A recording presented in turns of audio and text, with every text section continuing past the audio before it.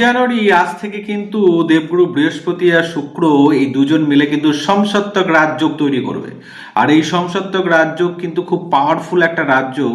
যখন দেবগুরু বৃহস্পতি আর শুক্র একে অপরের সাথে 180 ডিগ্রিতে থাকে তখন কিন্তু এই রাজযোগটা তৈরি হয়।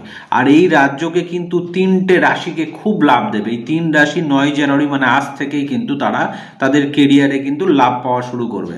ব্যবসার দিক থেকে লাভ পাবে, কর্মে লাভ পাবে, চাকরির দিক থেকে লাভ পাবে এবং ওভারঅল সাংসারিক সুখের দিক থেকেও কিন্তু তারা লাভ পাবে। এই তিন ভাগ্যশালী রাশি হচ্ছে যারা দেবগুরু বৃহস্পতি এবং শুক্রাচার্যের আশীর্বাদে তাদের লাইফের মোড় ঘুরতে চলেছে। সেটা হচ্ছে বুধের রাশি মিথুন রাশি, বুধের দ্বিতীয় রাশি কন্যা রাশি, আর তৃতীয় রাশি হচ্ছে মঙ্গলদেবের রাশি, সেটা হচ্ছে বৃশ্চিক রাশি। কারণ একজন হচ্ছে দেবগুরু বৃহস্পতি, একজন হচ্ছে কিন্তু রাক্ষসদের গুরু।